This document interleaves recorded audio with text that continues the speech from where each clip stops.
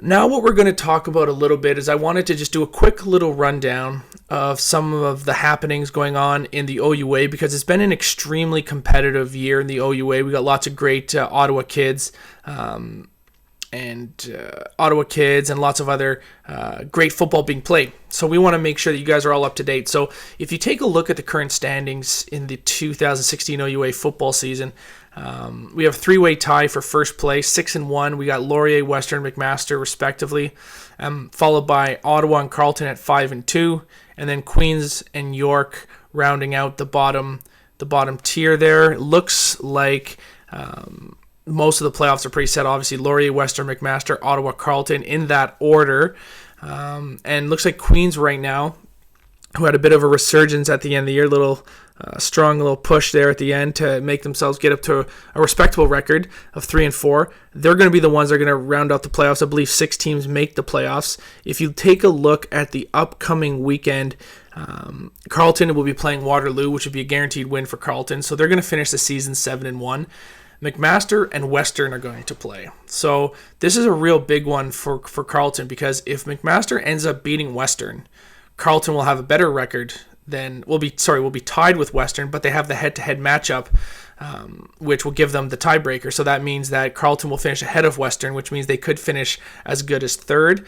Ottawa's playing Queens, which is, again, it's another important game for Ottawa to make sure they win there, because if they lose that, they'll definitely finish fifth, and the Queens will finish sixth, unless York could find a way to beat Guelph, which then theoretically could tie them with Queens. I don't know who won between Queens and York, but there is some great football left to be played in the OUA, and I want to make sure that all you guys are sort of keeping up to date with all the goings on there. Laurier is going to play Windsor, so that's probably going to be a victory for Laurier. So you can safely assume that Laurier will finish 7-1.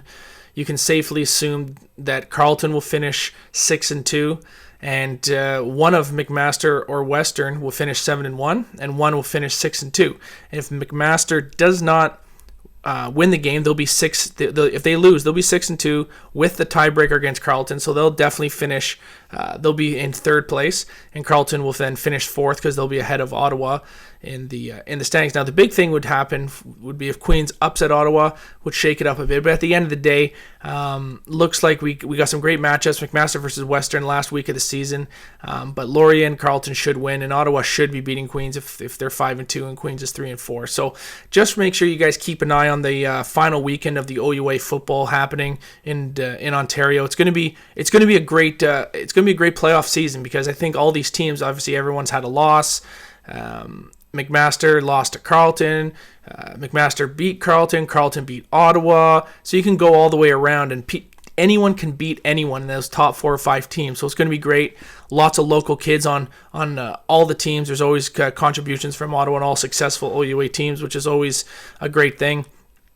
And there's obviously lots of great football being played in other provinces as well. So you can check out Jim Mullen and the Crown Countdown. They do a great job there, and you can go on YouTube and check out what they're doing. We'll share the link on the in the description field of this podcast.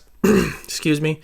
So don't forget, check out all the OUA stuff. Some great stuff happening right there.